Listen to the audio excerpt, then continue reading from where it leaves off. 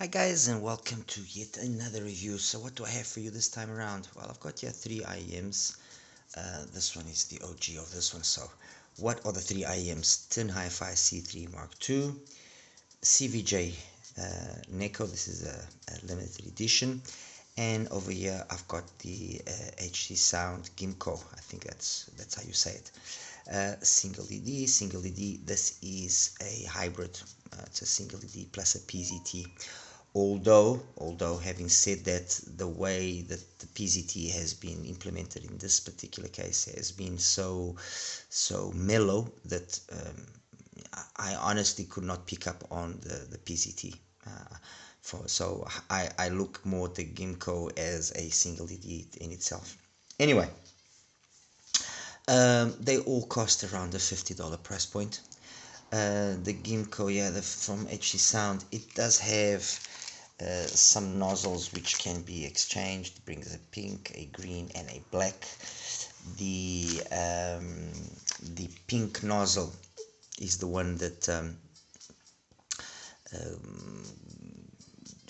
dampens down most the sound. The green one is the one that doesn't dampen down as much the sound, but it creates a peak. They have around 2 kilohertz, and then another one at 4, which I think are not ideal overall for the Ginkgo's performance. So I ended up using the black nozzle, which I think is the one that is the most successful in terms of the overall compromise of sound. Nice full bass, gliding style, almost flat by 300, so no real bleed into the mids. The pin again follows that. Although you take the 100 hertz point and I push it over into the other side, and it gives me a corresponding frequency of about 1.5k, so not the ideal. The energy above that frequency in the case here of the Ginkgo is I don't know, it's difficult to kind of explain, other than it's not as energetic as it seems and ends up sounding significantly darker than what you would think. So it's definitely the darkest sounding IEM here. I wouldn't say that it's got much in the way of treble to actually keep up with the mids, or the upper mids, the mids, and the bass that the Ginkgo overall has. It's a nice warmer tonality, but it's far from being capable of high levels of detail, or being an IM that I would say is technically orientated or technically capable. No, definitely not. It's a warmer sounding sound, V-shaped, fun, engaging. The PZT is non-aggressive, but it's not a detail. I'm not even saying monster, but it's not a detail capable IM. CVJ Neko, a pleasant surprise, I have to say. I mean, yes, it's got a very nice cable, very nice cable, exchangeable terminations. The shell is a full metal shell. The motif on the shell obviously is not my preference, but I can understand those that like the whole vibe of anime and so on and so forth. It's a metal shell of very high quality. It's a limited edition, like I said. This one is number 377, and it's a single ED. And I think I'm not sure exactly what was the idea here in terms of sound that they were looking for, what they were chasing.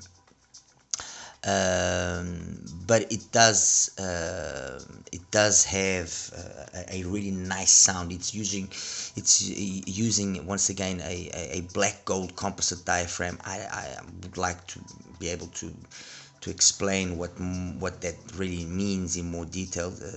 Other than that, apparently it's their gold diaphragm that they've used before, and that diaphragm, the peculiarity that specific diaphragm has, it's got a polymer surround, so it looks like a speaker. So it's not the diaphragm that actually continues until the edge of the actual driver and performs as well duties of surround. Now there's a flexible polymer surround with a gold diaphragm, and this one seems to be a new and improved version of that diaphragm.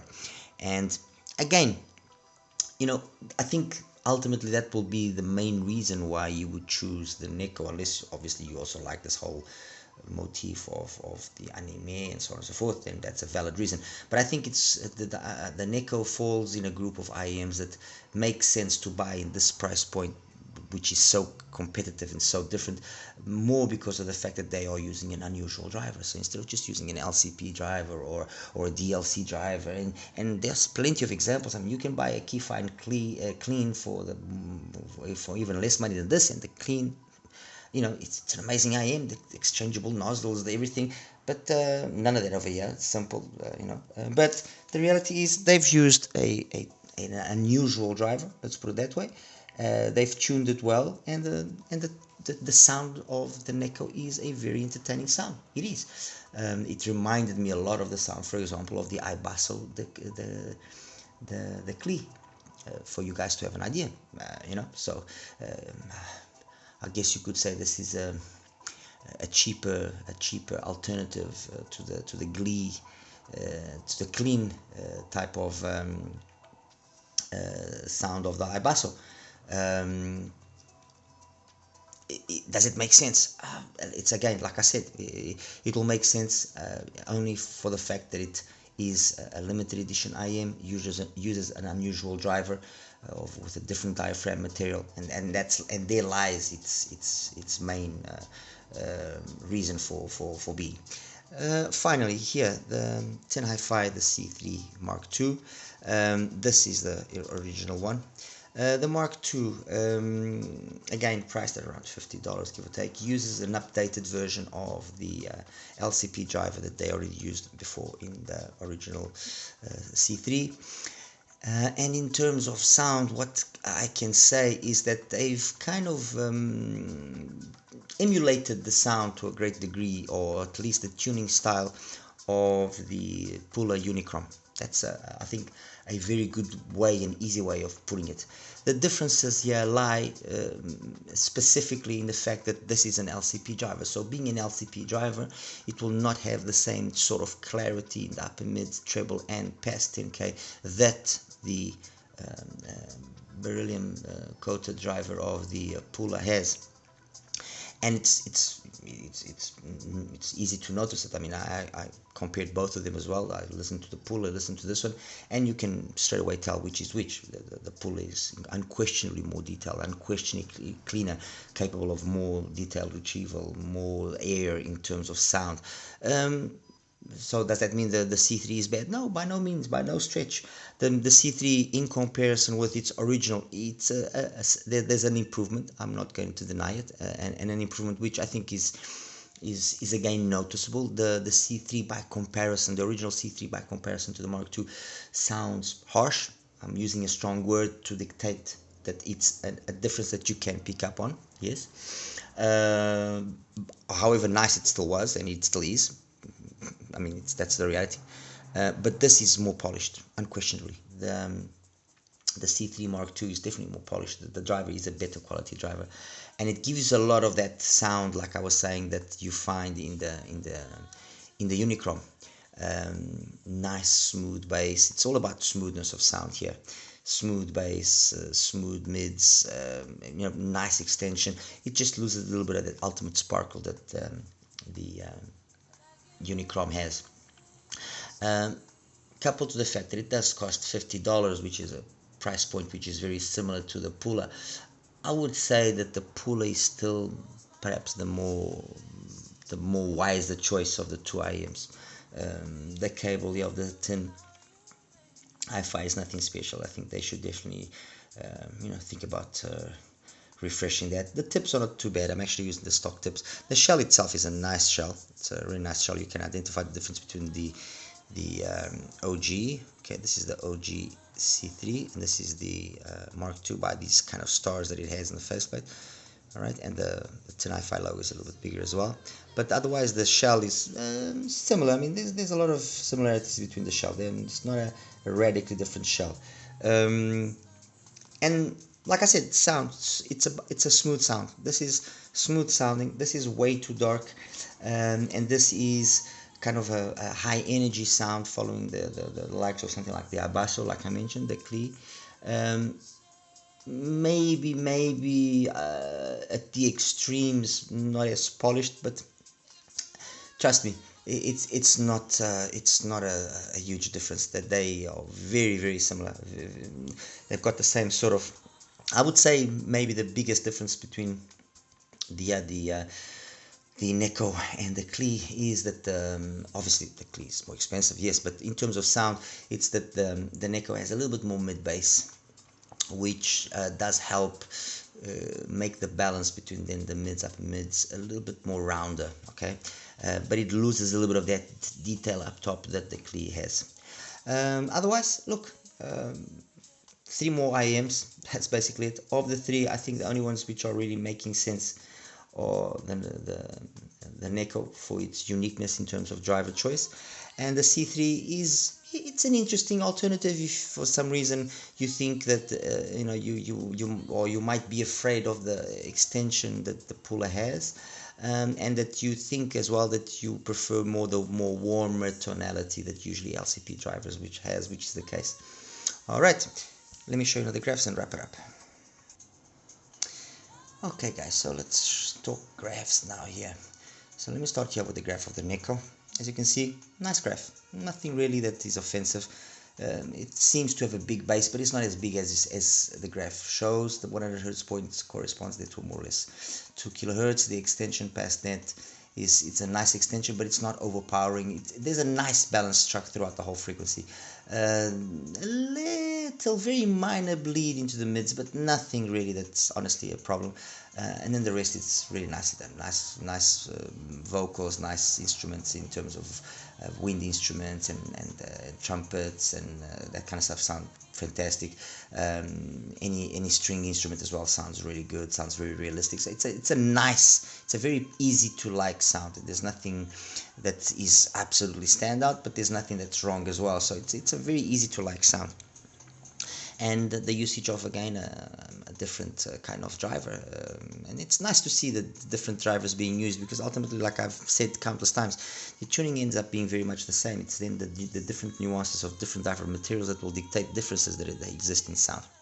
Okay, so that's that. Now, as for the HZSound, the Ginkgo, we have here with the pink nozzle, okay, which when you look at it, yeah, it doesn't seem too bad, but it's very dark. There's a lot of missing information here.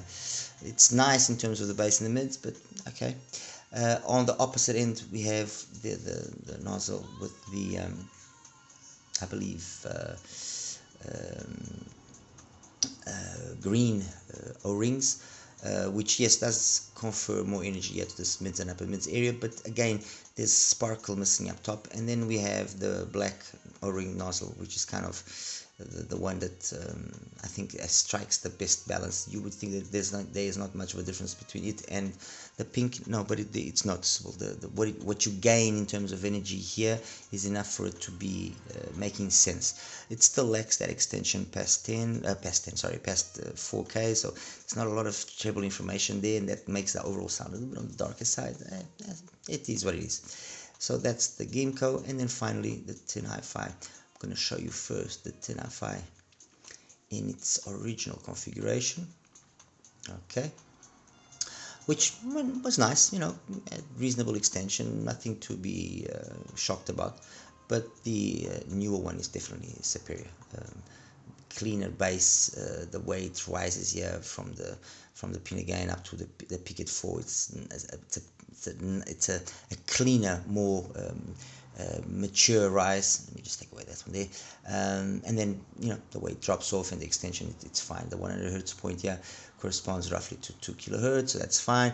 There's a nice big amount of bass there, not that much energy over here, so kind of they annul each other. It doesn't over darken things, but it doesn't let things be overly bright or lacking in energy. Like I said, the balance of sound is phenomenal in the C3, but it's not the only one that has this very well executed balance of sound, and ultimately, like I said, with a little bit more money you can get yourself something like, for example, the puller. I don't want to sound like I'm wanting to push the puller, but look, I think it's self-explanatory. They graph almost identical. You could say it's left and right channel, but the puller because of using a brilliant driver, this whole area sounds cleaner, more detailed, and that makes the bass as well clean up and sound more incisive, more precise, more intense in the right way. And that's that, guys. I think there's really not much more that I can say. The TinHiFi, the C3 Mark II, and the Neko are definitely the ones that do make sense. Between the two of them, it's like I said, one is very smooth, which is the C3, the other one is very energetic. It's what you prefer, okay? And that's in essence. I mean, honestly, the HZSound I would really not recommend, but I guess there's always going to be someone that will enjoy it. All right, as always, like and subscribe. Any questions, please feel free to ask me, and I'll do my best to answer as quickly as possible. You take care now. Bye bye.